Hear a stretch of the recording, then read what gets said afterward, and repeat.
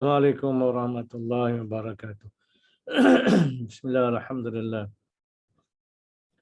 Wassalatu wassalamu ala rasulillah wa ala alihi wa sahbihi wa man wala. Rabbi syrah li sadri wa yassir li amri wahlul 'uqdatam min lisani yafqahu qawli.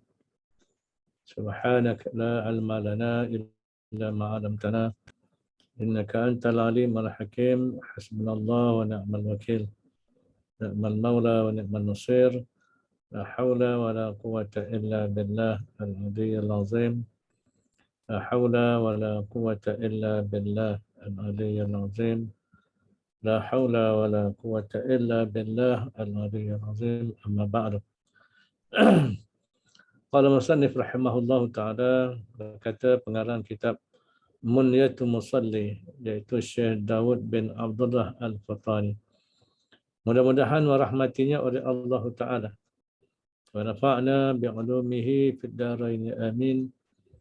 Dan mudah-mudahan kita mengambil manfaat dengan keilmuannya untuk kebaikan dunia dan juga kebaikan akhirat. Pelbagai kebajikan pada perbuatan sembahyang dan zikirnya. Baik, kita masuk tajuk yang baru pada hari ini yang akan membicarakan natijah yang berupa kebajikan, hasil yang berupa kebajikan ataupun kebaikan, yakni kepada musalli lah, kepada orang yang sembahyang. Dan natijah kebajikan ini dapat daripada mana? Dapat daripada perbuatan sembahyang, perilaku sembahyang. Sama ada perilaku yang zahir ataupun perilaku yang batin. Ini hebatnya sembahyang ni. Dia ada rupa yang zahir dan ada rupa yang batin. Dan kedua-duanya membawa manfaat yang besar kepada si pelaku, yakni kepada orang yang bersembahyang, musalli lah. Dan juga kita akan membicarakan tentang berbagai natijah kebajikan daripada zikir-zikir dalam sembahyang. Zikir-zikir dalam sembahyang sama ada yang bersifat lafaz zikirnya, tasbih, tahmid, takbir, syahadah, doa-doa, bacaan-bacaan dalam Al-Quran, dalam sembahyang, ini semua zikir lah. Dan menunjukkan bahawa sembahyang ni tak ada benda yang tak ada faedah. Semuanya ada faedah dan semuanya ada hasil yang baik. Sebab itulah kita bila sembahyang ni kena sungguh-sungguh, kena betul-betul sembahyang. Kena betul-betul setkan diri kita untuk sembahyang. Bukan sembahyang sekadar untuk melepaskan kewajipan semata-mata. Baik. Qala musannif rahimahullahu ta'ala, berkata musannif kitab, orang yang ingin bersembahyang. Memanglah sembahyang ni bukanlah satu pilihan. Dia bukan satu pilihan. Untuk orang yang akil baligh, yang mukallaf, baik lelaki atau perempuan, sembahyang ni bukan satu pilihan. Bila sebut satu pilihan, maknanya dia boleh nak ataupun tak nak. Tapi ianya satu kewajipan mauquta, kewajipan yang berwaktu. Maknanya kita lah sebenarnya yang wajib paksa diri kita sembahyang. Yang wajib susun kehidupan kita dengan sembahyang. Jadi ingin di sini bukanlah ingin nafsu, keinginan nafsu, tetapi keinginan penghambaan diri pada Allah Subhanahu Wa Taala. Kita nak memperhambakan diri kita pada Allah dengan menunaikan sembahyang. Maka orang yang ingin bersembahyang, kata musannif, sepatutnya, bukan sepatutnya, bukannya makna sepatut ni maknanya kenalah, tapi maknanya wajib. Wajib fardu ain. Mengetahui apa yang hendak dikerjakan. Maknanya fardu ain belajar Kerana mengetahui ini tak ada jalan lain melainkan dengan cara belajar. Sebab itulah sembahyang ni kena belajar. Dia bukan sekadar ikut-ikutan. Dia adalah kita amalkan dengan ilmu yang kita belajar.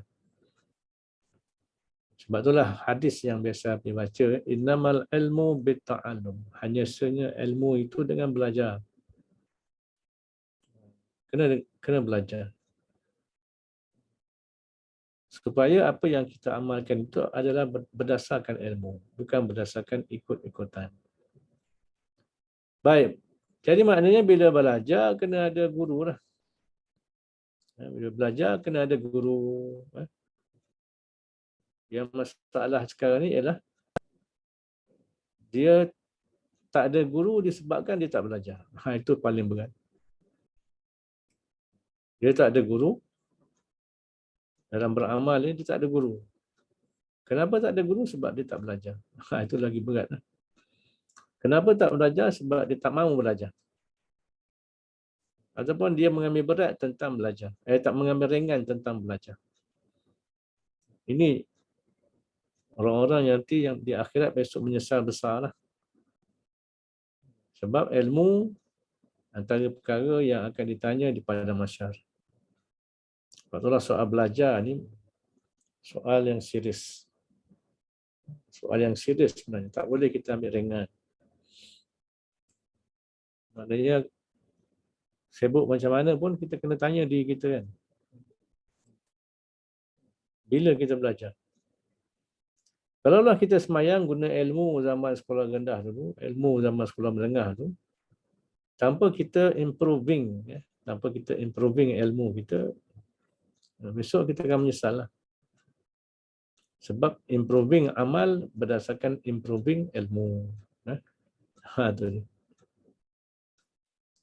Sebab itulah, Habib katakan tadi, kena serius tentang belajar. Tambah kita ni adalah pendakwah. Bila habis sebut belajar sekarang ni, bukanlah makna kita nak jadi tokoh ulama, bukanlah makna kita nak jadi orang besar, pembesar, kata apa, tok guru dan sebagainya. Kita semua dah kebanyakan dah umur dekat 40 tahun dah kan. 40 tahun ni kira nak tua dah 30-an, 30-an naik 40 ni kira dah tua dah sebenarnya. Nak jadi tok guru ke, nak jadi syekh besar ke, memang kira terlambat. Tapi bukan itu tujuannya. Kita belajar pertama untuk mengesahkan amalan kita. Yang kedua, mempertingkatkan amalan kita. Yang ketiga, bekalan sebab kita adalah pendakwah. Pendakwah kena ada ilmu. Itu poin yang besar. Dan juga mengetahui caranya, yakni cara bersemayang. Apa yang nak dikerjakan dan apa yang cara nak semayang itu sendiri. Kita kena tahu. Tapi beri contohlah tentang doa kunut je. Doa kunut ni, ramai orang dia tak belajar pun apa dia doa kunut. Dia tahu doa kunut ni sunat, ba'at, itu je lah. Tapi apa makna kunut? Apa pentingnya kunut sini? Perkataan kunut kan? Apa pentingnya? Memang penting lah. Sebab itulah dijadikan sebagai sunat ba'at, sunat yang berat. Dalam fiqh mazhab Syafi'i kalau tinggal kena sujud sawi kan. Kenapa? Sebab kunut tu sendiri, doa kunut tu doa yang sangat hebat sebenarnya. Kalau kita bicara kan nanti insya-Allah sampai tempat ni kita akan nampak betapa besarnya nilai kunut. Yang memang walaupun ada pandangan mazhab-mazhab lain yang mengatakan tidak sunat baca kunut. Jadi kalau kita belajar pengertian kunut, isi kandungan doa kunut, kita akan rasa betapa perlunya kita baca doa kunut. Jadi bermula daripada apa? Bermula daripada belajar. Kalau tak belajar, memang kita tak tahu. Baik, jadi maknanya dia belajar untuk tahu apa yang hendak dikerjakan dan cara semayang tu untuk apa? Untuk dia bersyukur pada Allah. Sebab semayang ni adalah antara bentuk pernyataan syukur kita pada Allah Subhanahu Wa Taala. terhadap segala kurniaan nikmat Allah Ta'ala yang diberikan kepada kita. Dia sebenarnya nikmat Allah Ta'ala ni yang dia beri pada kita ni terlalu banyak, bahkan lebih banyak daripada apa yang kita minta. Kan? Kita minta dalam doa kan. Sebenarnya terlalu sedikit berbanding dengan apa yang Allah Ta'ala kurnia pada kita setiap hari. Sepanjang hidup kita, daripada kecil, daripada dalam perut sampai sekarang kan. Terlalu banyak. Tidak terkira banyaknya. Sedangkan yang kita minta pada Allah sikit sangat. Kan? Minta panjang umur kan. Itu biasalah. Orang Melayu kalau doa kan dia suka minta panjang umur, murah rezeki. Itu je. Padahal Allah Ta'ala beri kita nikmat terlalu banyak. Maka oleh kerana itulah kewajipan kita sebagai hamba ialah bersyukur. Tapi kalau kita lihat diri kita sehari semalam, bersyukur kita ni terlalu sedikit. Kan? Bila masa yang kita bersyukur pada Allah? Bila masa kita menyatakan syukur kita pada Allah? Masa kita kerja, masa kita sibuk kat dapur, masa kita kerja sibuk dengan anak-anak, sibuk dengan isteri, sibuk dengan suami, sibuk dengan orang pejabat, masa tu ke kita menyatakan syukur? Jawabnya memang tak ada lah. Kalau kita dah sibuk dengan dunia ni memang takkan ada. Orang masa itulah dia banyak bersyukur pada Allah. Tak ada tuan-tuan. Tak ada. Tuan-tuan lah. Apa sebut tuan-tuan lah. Jadi, bila masa yang kita kena bersyukur pada Allah, yang kita kena nyatakan kesyukuran pada Allah, dalam sembahyang lah. Aqimis salah li zikri. Apa nama ni? Dirikan sembahyang untuk ingat aku. Jadi bila kita ingat Allah, maka kita ingat nikmat-nikmat yang Allah Ta'ala beri. Maka kat situlah baru timbul kita nak bersyukur pada Allah. Kerana tabiat manusia, kita lah manusia. Biasanya kita lebih ingat nikmat daripada si pemberi nikmat. Nikmat satu perkara, si pemberi nikmat. Dalam bahasa Arab disebut mun'im. Bandingkan antara nikmat dengan mun'im. Kita biasanya lebih ingat pada nikmat. Dapat isteri, dapat suami, dapat anak, dapat kereta, dapat rumah, dapat duit banyak, dapat harta banyak, dapat beli aset, dapat untung niaga, dapat semua kan. Itu kita ingat. Ingat sangat. Tambah dapat duit kan. Dapat bonus, lagi ingat. Tapi kita tak ingat si pemberi nikmat, mun'im, yakni Tuhan yang memberi nikmat. Ini yang biasa berlaku pada kita manusia. Menjadikan manusia ini terlalu sedikit bersyukur pada Allah. Maka oleh kerana itulah kita sebenarnya kena jadikan ruang dan kesempatan kita dalam sembahyang untuk bersyukur pada Allah. Maka pernyataan syukur pada Allah ini mestilah disertakan dengan ilmu. Jadi bersyukur pada Allah kerana diberi petunjuk untuk mengerjakannya. Kita ni pada hakikatnya di antara nikmat besar yang Allah Ta'ala beri pada kita ialah kita ni diberikan petunjuk untuk dapat mengerjakan sembahyang itu sendiri. Dapat mengerjakan sembahyang. Sebab itulah jangan kita sandarkan diri kita, sandarkan amalan itu pada diri kita. Sebenarnya kita ni hakikatnya tak mampu nak buat kebaikan, tak mampu nak menolak kejahatan pun. Melainkan semata-mata dengan pertolongan Allah Subhanahu Wa Taala. Ini adalah jiwa seorang hamba. Seorang hamba jiwanya begini. Dia takkan menisbahkan, takkan menyandarkan kebaikan amalan yang dia buat kepada dirinya sendiri. Sebab kalaulah kita sandarkan amalan ni pada diri kita sendiri, dia akan membuahkan sifat riak, sifat takabur, membesar diri, kagum dengan diri sendiri dan sebagainya. Wal'ayazubillah. Maka oleh kerana itulah kita kena sembahyang dengan sungguh-sungguh. Sungguh-sungguh. Sesungguhnya sembahyang itu mengandungi pelbagai kebajikan, yakni pelbagai natijah kebajikan. Berbagai natijah kebaikan. Natijah maknanya hasil lah. Contohnya kita takbir kan, Allahu Akbar. Apa hasilnya? Itu kita akan bincang nanti insya-Allah. Kita baca Fatihah, apa hasilnya? Kita baca surah-surah, apa hasilnya? Kita wirid zikir dalam rukuk, sujud, apa hasil natijahnya?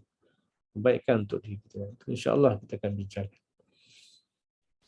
Jadi sesungguhnya sembahyang itu mengandungi pelbagai kebajikan daripada perbuatan dan zikirnya. Tak ada perbuatan dalam sembahyang pun, tak ada zikir dalam sembahyang pun yang tak ada kebajikan. Semuanya ada. Semuanya ada natijah kebaikan untuk diri kita sendiri. Maka kita lah yang perlu belajar, yang kena tahu supaya kita akan sungguh-sungguh sembahyang. Kita akan hargai sungguh sembahyang dalam hidup kita sebagai seorang hamba Allah Subhanahu wa taala. Baik, qala musannif rahimahullahu taala, apabila seseorang hamba itu berdiri kepada sembahyang. Sembahyang ni bermula sembahyang fardu lah. Khususnya utamanya ialah sembahyang fardu lah kita bicarakan ni. Dia bermula daripada berdiri, ya, berdiri sebab berdiri ni rukun dalam rukun sembahyang. Berdiri itu pun dah mula sebenarnya dah mula rukun sembahyang. Maknanya dah ada pahala dah. Sebab kita berdiri bukan berdiri saja, berdiri menghadap kiblat kan. Berdiri dalam keadaan kita bersedia untuk takbiratul ihram, bersedia dalam keadaan untuk nak baca Fatihah dan sebagainya. Semua itu terkandung dalam rukun berdiri.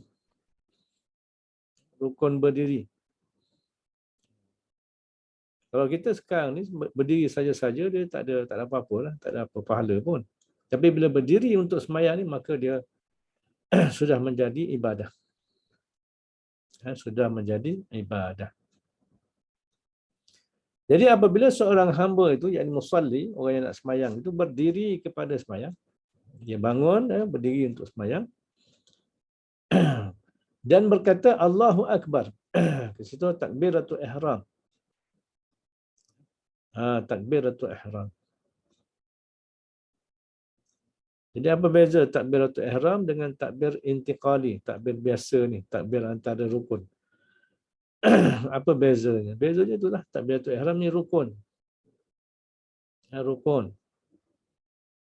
Bukan angkat tangan tu rukun, tapi ucapan tu, ucapan takbiratul ihram tu itu rukun. Rukun qauli dalam sembahyang. Yang mesti diucapkan. Tak boleh cakap dalam hati kan.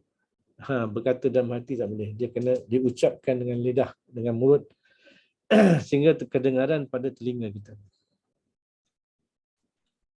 Jadi Allahu Akbar ni adalah merupakan takbir, ucapan membesarkan Allah. Dan tak boleh guna lafaz lain, kena Allahu Akbar juga. Maka hendaklah disertakan dengan niat. Dalam takbiratul ihram tu ada penyertaan dengan niat, disertakan dengan niat. Maknanya di situ dah berdiri ibadat, kemudian angkat, kemudian bertakbir Allahu Akbar, ibadat. Dalam tu pula ada niat niat sembahyang. Maka di situ ada tiga ibadat kita yang melibatkan sembahyang. Okey. Maka hendaklah disertakan dengan niat yang diterima di sisi Allah. Niat pula kena niat yang diterima di sisi Allah. Bukan niat ikut suka kita kan. Kita nak sembahyang subuh, niat sembahyang zuhur, mana boleh? Tak boleh. Niat yang diterima Allah maknanya mestilah niat yang berdasarkan ilmu. Apa komponen dalam niat? Ini kita dah bincang dulu kan. Apa komponen dalam niat tu? Dia ada qasad, dia ada ta'arud, dia ada ta'yin. Itu yang diterima oleh syarak. Sebab niat ni penting dalam sebenarnya dalam mindset kita dalam sembahyang. Supaya kita fokus, hati, jiwa kita ditarik kepada apa yang sedang kita buat ketika itu, iaitu sembahyang. Bila sembahyang maknanya kita beribadat kepada Allah, menyembah Allah. Beribadat menyembah Allah Subhanahu wa taala. Dan di situlah sebenarnya akan mempengaruhi keseluruhan sembahyang kita. Bila kita berniat dengan niat yang betul, maka dia akan mempengaruhi keseluruhan sembahyang. Dia akan bawa jiwa kita sedar bahawa kita sedang sembahyang, bahawa kita sedang beribadat kepada Allah Subhanahu Wa Taala. Macam kita berpuasa lah. Bila kita berpuasa, kita niat nak berpuasa, maka kita akan kuat untuk menahan lapar. Tapi kalau kita tak berniat nak berpuasa, contohnya besok hari Senin kan, kita tak niat pun nak puasa. Yang sibuk bangun pagi, kita siap-siap nak pergi kerja dan sebagainya, kita tak niat puasa. Maka kita akan rasa lapar sangat. Waktu sarapan tu kita rasa lapar sangat. Pukul 8 lapar. Pukul 10 nanti kan lapar lagi. Pukul 12, pukul 1 pun lapar lagi. Pukul 4, pukul 5 lapar lagi.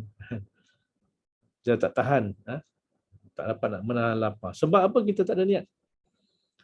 Tapi bila kita niat nak puasa sunat, contohlah besoknya hari Senin nak puasa sunat, kita akan dapati kita akan dapat menahan lapar. Kerana situ ada peranan niat yang menguasai jiwa kita. Itulah pentingnya niat dalam ibadah. Maka begitulah juga dengan sembahyang. Maknanya disertakan niat yang diterima di sisi syarak, maknanya berdasarkan ilmu. Serta mengetahui kebesaran Tuhannya yang ia berdiri kerana berkhidmat kepadanya. Maknanya bila kita takbir Allahu Akbar ni, kita kena istilahnya menjiwai lafaz tu. Kena merasakan bahawa itu merupakan satu pengisytiharan hati kita. Pengisytiharan jiwa kita bahawa Allah Ta'ala tu maha besar. Allah Ta'ala tu maha besar. Itu dia. Barulah dia akan ada kesan pada jiwa kita. Ada kesan pada jiwa. Jiwa kita ni kan ada 4 kan. Ini perkara yang sering orang lalai. Orang lalai, orang cuai, orang mengabaikan perkara ni. Apa dia? Pertama, jiwa kita ni terdiri daripada roh. Yang kedua, jiwa kita terdiri daripada akal. Yang ketiga, jiwa kita terdiri daripada qalbun, hati. Dan jiwa kita terdiri daripada nafsu kita. Inilah jiwa. Manusia banyak ambil berat tentang fizikal dia. Sehingga kadang-kadang beribadat pun kerana nak memperelokkan fizikal. Contoh apa? Puasa kerana nak diet contohnya. Puasa kerana nak diet. Puasa kerana nak ramping pinggang. Puasa kerana nak kempiskan perut. Maknanya puasa tu ada kita sekutukan dengan niat keduniaan kita. Jadi menyebabkan kita itulah tak merasai bahawa kita berpuasa tu ataupun kita beribadat kerana membesarkan Allah Subhanahu Wa Taala sebagai khidmat kita, ibadat kita kepada Dia, penyembahan kita pada Dia. Ini yang berlaku. Dan banyak berlaku. Baik. Sebab itulah bila kita kalau dapat rasa khidmat ataupun ibadat kita pada Allah sebenarnya, kita akan dapat rasa 3 perkara yang penting dalam komponen apa yang dikatakan ibadah. Apa dia? Yang pertama, al-khauf, rasa takut pada Allah. Dalam ibadah mesti ada rasa takut pada Allah. Satu. Yang kedua, dalam ibadah mesti ada rasa khudu', kerendahan hati kita pada Allah. Kita ni hina kan. Di sisi Allah kita ni hina. Nak bandingkan dengan keagungan kemuliaan Allah. Jadi rasa rendahan hati ni kan ada. Al-khudu', kerendahan hati. Dan yang ketiga yang mesti ada dalam jiwa seorang hamba di dalam beribadah kepada Allah ialah al-mahabbah. Yakni kecintaan. Cinta pada Allah Subhanahu Wa Taala. Cinta pada Allah Ta'ala inilah yang menjadikan kita akan sentiasa dalam hidup kita ni sentiasa ada Allah. Ketika senang kita ke, kita susah kita ke, ketika kaya, miskin ke, ketika kita bujang ke, ketika kita dah kahwin ke, kita kena rasa ada Allah. Kita sentiasa merasai peranan Allah dalam hidup kita. Jangan kita ketepikan Allah. Bahkan sewajibnya kita mendulukan Allah. Dalam surah Al-Hujurat kan, ayat yang pertama tu, ya ayyuhallazina amanu la tuqaddimu baina yadayillahi wa rasulih. Jangan kamu mendahului Allah dan Rasul.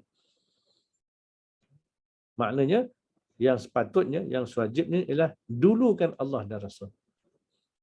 Dalam hidup ni Allah dan Rasul kena dulukan. Itu barulah, inilah jiwa seorang hamba yang mesti ada pada kita, yang terbit terhasil daripada sembahyang kita tu sendiri. Baik, makna Allahu Akbar itu ialah Allah yang terlebih besar dan terlebih mulia, dan hatinya juga turut membenarkan. Maknanya ucapan Allahu Akbar tu mestilah kita sertakan dengan kefahaman dan juga dengan perasaan ta'zim, membesarkan Allah. Dan dalam masa sama tasghir makhluk. Membesarkan Allah tapi mengecilkan. Tasghir maknanya memandang kecil pada makhluk. Tak boleh juga dalam sembahyang kita membesarkan Allah, tiba dalam masa yang sama kita membesarkan makhluk. Contoh orang beribadat kan, beribadat sebab apa? Nak kepentingan dunia. Beribadat sebab apa? Nak murah rezeki contohnya. Kenapa banyak zikir? Kenapa banyak selawat ni? Supaya murah rezeki. Nampak? Dia sekutukan kehendak ataupun niat keduniaan tu dengan ibadat. Ini yang sering berlaku di kalangan manusia. Kitalah manusianya kan. Apa yang sewajarnya ialah sepatutnya kita bila takbir, bila kita takbir membesarkan Allah, dalam masa sama mestilah kita tasghir, mengecilkan, memandang kecil kepada selain daripada Allah Subhanahu Wa Taala. Kita kena putuskan hubungan kita dengan semua yang lain. Bila semayang ni, semayang 10 minit semayang tu, Zuhur ke, Asar ke, Maghrib, Isyak sebagainya. 10 minit tu kita kena putuskan semua hubungan kita dengan makhluk. Makhluk ni maknanya dengan suami kita, dengan isteri kita, dengan anak-anak kita, dengan saudara mara kita, dengan keluarga kita, dengan orang kampung kita, dengan orang pejabat kita, dengan kawan-kawan kita. Semua kita kena putuskan. 10 minit tu lah. Bukan lama pun. Tapi itulah yang paling susah. Masa itulah teringat macam-macam. Termasuklah juga ikatan-ikatan duniawi. Kita kena putuskan. Yang ketak putuskan semua. Kalau tidak, semua itulah yang akan masuk dalam semayang kita, yang akan mempengaruhi semayang kita. Sehingga kita tak dapat rasa apa-apa pun kesan daripada semayang.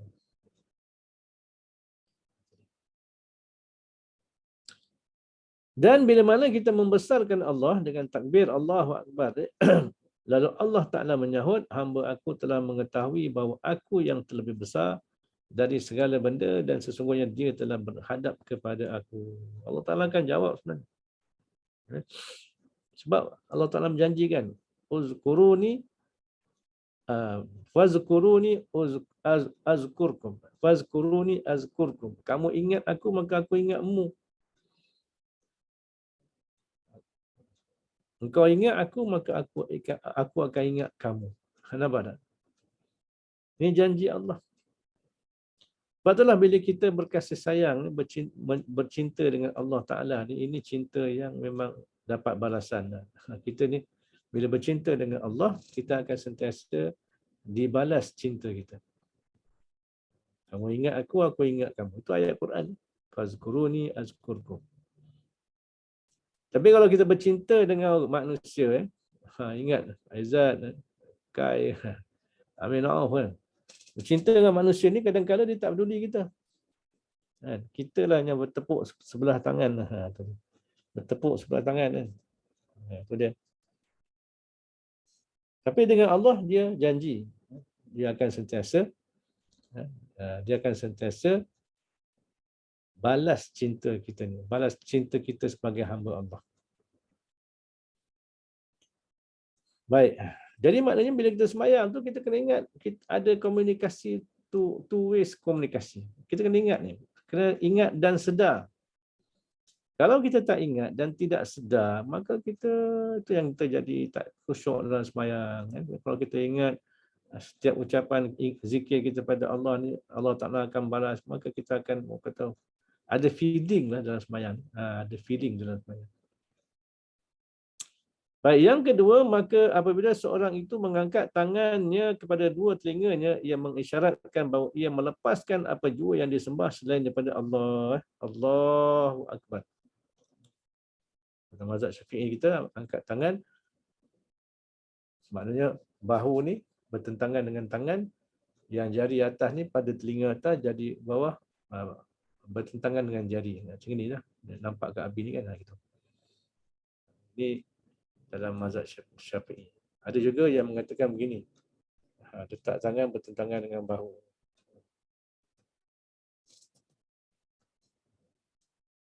Tak apalah, itu semua kita dah bahaskan kan sebelum ni. Baik, jadi masa kita mengangkat tangan tu, setengah pandangan dia kan ulama-ulama mengatakan kita angkat tangan tu sebenarnya kita menolak dunia. Tolak dunia dan kita membesarkan Allah. Itu pertama kita angkat Allah tu, kita tolak dunia dan kita angkat tangan ni maknanya kita membesarkan Allah. Kalau kata musannif ni, pengarang kitab ni, mengisyaratkan bahawa ia melepaskan apa jua yang disembah selain daripada Allah. Ini kata musannif kitab ini. Allah ni kita angkat tangan ni kita lepaskan. Maknanya kita lepaskan semua yang selain daripada Allah. Sebab itulah sebenarnya hakikat ikhlas. Hakikat ikhlas dalam ibadah ni ialah kita melepaskan selain daripada Allah. Yang ada dalam hati kita hanya Allah. Ya, dalam ibadat ni yang akan mengganggu kita ni dalam ibadat pertama makhluk, manusia, macam-macam lah makhluk ni, manusia dan sebagainya kan. Ini akan mengganggu. Yang kedua ialah dunia kita, kerja kita, report kita, macam-macam kan. Klien kita. Yang ketiga ialah nafsu. Yang keempat ialah syaitan. Maka bila kita angkat takbir ni sebenarnya isyarat kita tolak semua ni. Kita nak yang ada dalam hati kita Allahu Akbar. Allah Maha Besar je. Itu hikmah sebenarnya. Hikmah semayang ni dia ada yang bersifat qauli, perkataan, fi'li, perbuatan dan juga qalbi yang bersifat hati. Dia serentak tiga-tiga tu kena ada dalam semayang. Itu menjadikan semayang ni ibadat yang paling tinggi nilainya. Kita tahu kan, memanglah tahu kita ni hidup beribadah kan. Ibadah ni ada ibadah yang umum, ada ibadah yang khusus. Namun daripada semua bentuk ibadah ni, baik umum atau khusus, ibadah yang paling top sekali, top ranking ibadah ialah solat. Itulah maknanya kita kena serius dengan solat ni.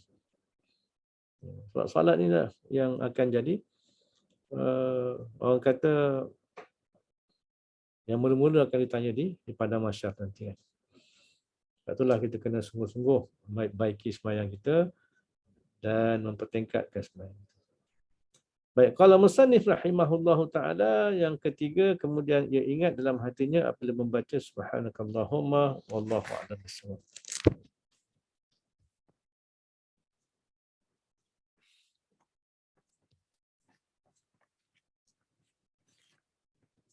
Qala musannif rahimahullahu taala wa nafa'na bi ulumihi fid dharain amin.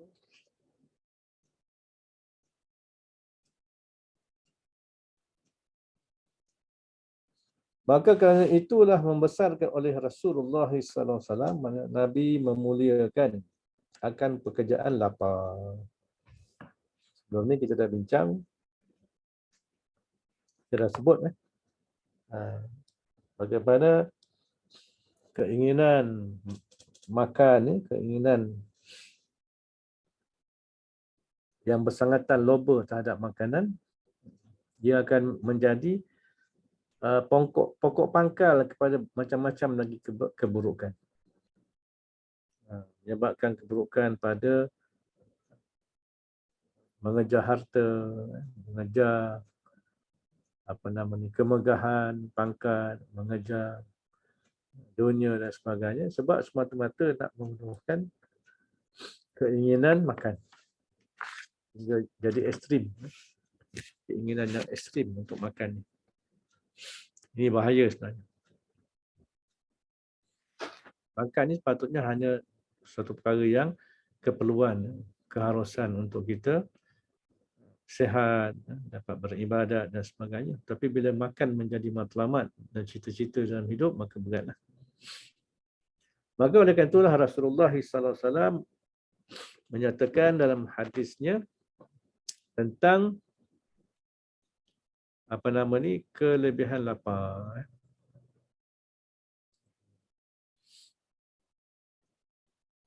Maka bersabda ia Nabi SAW, "Ma min amalin ahabba ila Allah Ta'ala minal ju'i wal 'atash." Artinya tiada ada pekerjaan yang lebih kasih kepada Allah Ta'ala daripada lapar dan dahaga.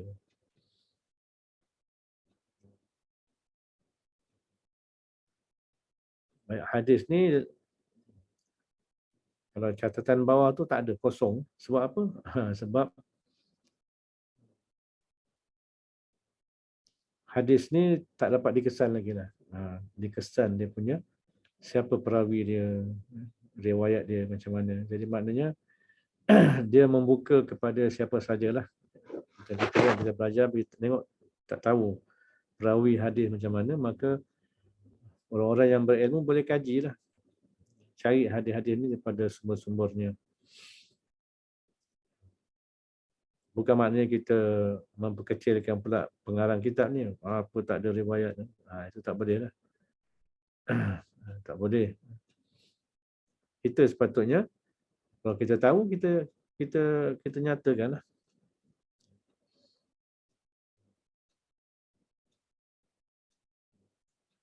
Baik. Setakat yang Nabi kaji pun Nabi tak jumpa lagi. Belum jumpa. Itu kelemahan kita kan. Sebab hadis ni, ini satu ilmu yang sangat luas sebenarnya. Sebab kita kena ingat, Nabi SAW, dia tak mengajar kita, dia tak ajar para sahabat dengan kitab. Nabi tak tulis kitab. Quran tu pun bukannya satu kitab bertulis yang ada pada Nabi, yang Nabi tulis tak ada. Sebab Nabi ajar kaum dia, ajar sahabat dia, ajar umat dia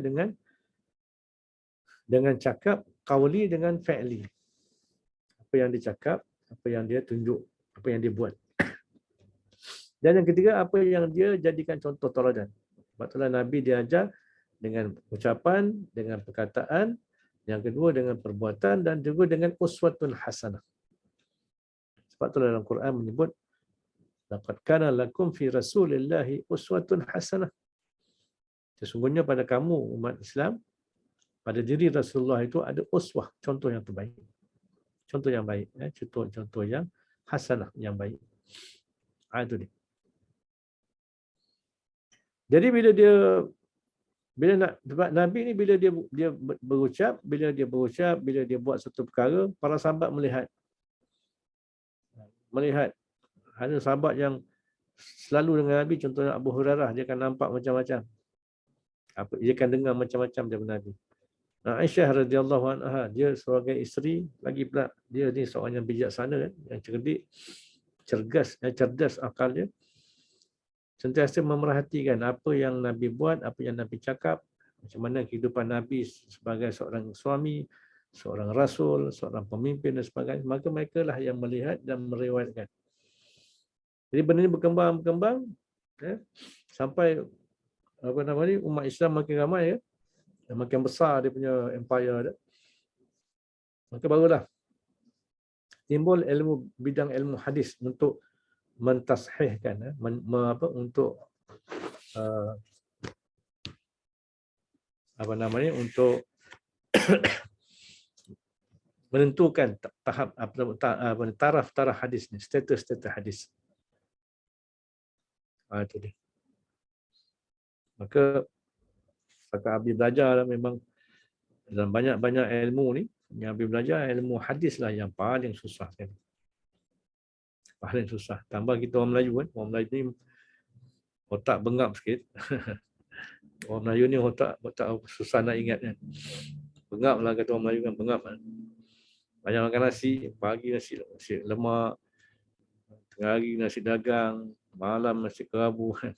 Makan nasi itu yang susah nak ingat.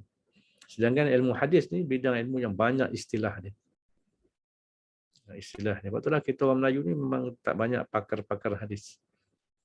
Sejak dulu lagi. Dan kalau ada pakar-pakar hadis ni yang PhD hadis dan sebagainya memang selalu kena kecam lah, dituduh sebagai Wahabi dan sebagainya.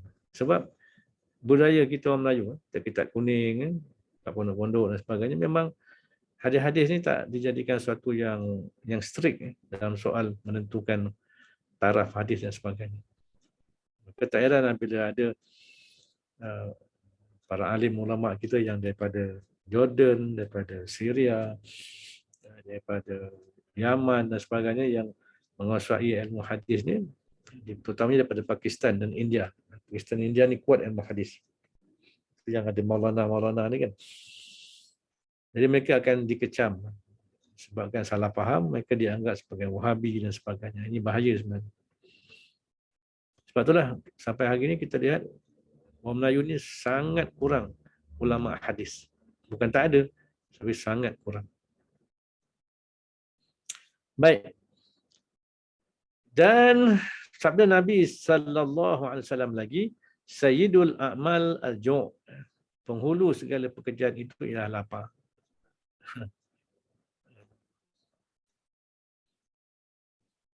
Mungkin dan hadis ni pun tak sebut perawinya. Ada disebut di situ qalal Iraqi lam ajid lahu aslan. Iraqi ni ialah ulama yang mentahqiqkan, mentashih dan mentahqiqkan kitab Ihya Ulumuddin. Maka atas kajian dia mengatakan bahawa hadis ni lam ajid lahu aslan. Apa makna lam ajid lahu aslan? Maknanya aku belum lagi menemui asal hadis ni. Dia tak kata hadis ni palsu kan? Tak kata begitu. Ini ulama-ulama bermudah-mudah nak mengatakan ni palsu dan sebagainya. Dia ada ilmu dia untuk nak menentukan hadis itu palsu ke dhaif ke sebagainya, itu ada ilmunya, bukan pandai-pandai kita saja. Baik. Tapi dari segi makna hadis ni pun memang ada kebenaran lah, sebab dengan lapar ni lah baru orang lebih mudah untuk beribadah. Macam kita bulan puasa kan, kita lapar, itu antara modul Allah Ta'ala beri pada kita supaya kita ini banyak ibadat, lebih rajin beribadat, maka kita disuruh berpuasa. Sebab bila berpuasa kita melemahkan nafsu itu sendiri. Nafsu lah yang banyak menghalang kita beribadah. Dan sabda Nabi sallallahu alaihi wasallam lagi, al-fikru nisful ibadah wa qillatut ta'am hiyal ibadah. Ini pun tak ada riwayat dia. Artinya berfikir itu setengah daripada ibadah dan sedikit makan itu satu ibadah. Maksudnya sedikit makan ni dengan niat untuk nilah, untuk mendidik nafsu kan, jadi ibadah. Dan sabda Nabi sallallahu alaihi wasallam lagi, afdalukum indallahi ta'ala atwalukum ju'an wa tafakkuran wa abghadukum ila Allah ta'ala kullu akulin syarubin.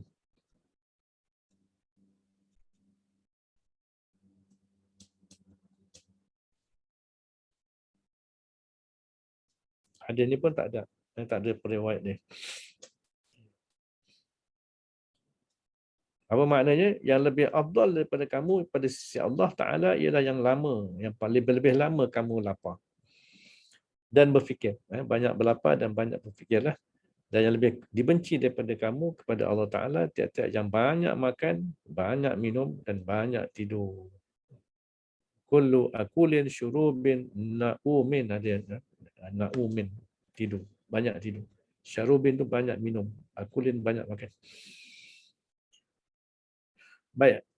Jadi hadis-hadis ni walaupun tak ada periwayat, tak ada riwayatnya, tak ada periwayatnya, tapi kita ni lah, kita tak menolak, kita tak menolak sebab mungkin ada kajian-kajian. Sebab macam kitab Ihya Ulumuddin pun memang pada asalnya banyak orang mengatakan banyak hadis lemah lah dan sebagainya, tapi bila dibuat kajian demi kajian demi kajian, akhirnya hadis-hadis yang memang tak dijumpai asal dan sebagainya itu sebenarnya tinggal sikit je.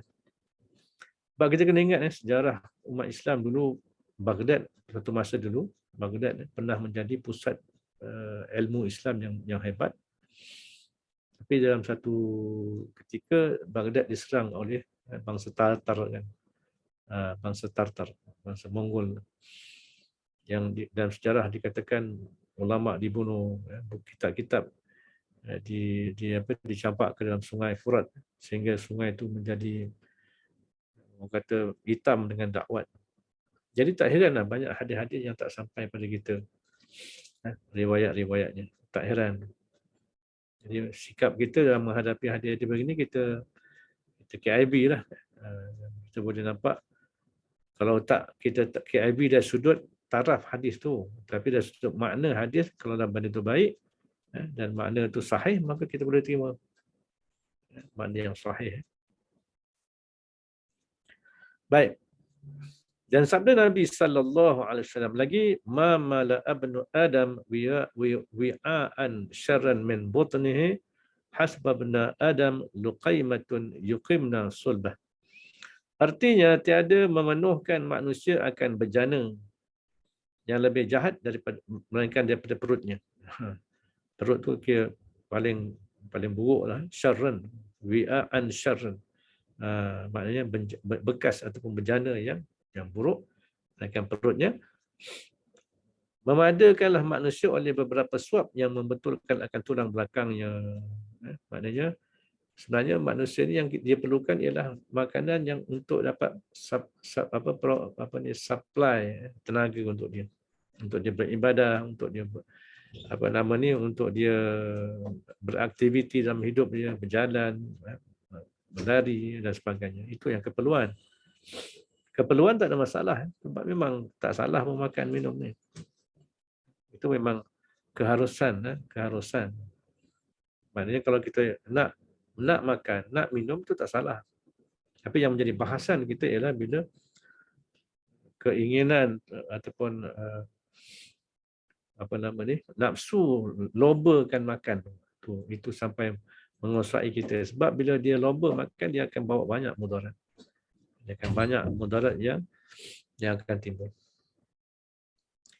Jadi hadis-hadis ni menyebut akan segala hadis ni oleh Al-Imam Al-Ghazali dalam kitab Al-Arba'in fi Usuluddin. Itu dalam kitab dia, Imam Ghazali menakalkan kitab hadis-hadis ni. Jadi ini yang Habib sebut tadi. Imam Ghazali ni hidup sekitar zaman 500 tahun. 500 tahun hijrah, selepas hijrah. Jadi tak heranlah bila berlakunya Imam Ghazali ni, dia selepas zaman Imam Ghazali, zaman Ibn Taymiyah. Ibn Taymiyah ni umur sekitar 600 tahun hijrah. Masa itulah timbulnya serangan Tartar kepada Baghdad.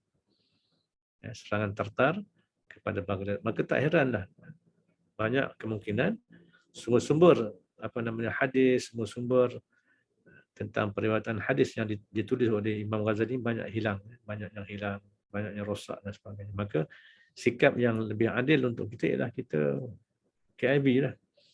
Kan? Mungkin ada ulama-ulama yang akan mengkaji dan akan mendapat sumber-sumbernya dia sampai masanya, insya-Allah. Qala musannif rahimahullahu taala, dan ketahuilah olehmu bahawasanya bagi lapar itu beberapa faedah. Ada beberapa faedah lapar ni. Ini berdasarkan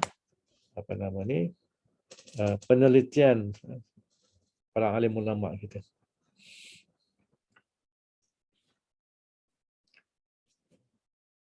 Setengah daripadanya nipis hati hingga mendapat ia akan sedap mengerjakan ibadah. Jadi sambunglah insya-Allah minggu depan. Panjang sembang ni kan. Kita sambung minggu depan insya-Allah. Wallahu a'lam. لا علم لنا إلا ما علمتنا إنك أنت العليم الحكيم لا حول ولا قوة إلا بالله العلي العظيم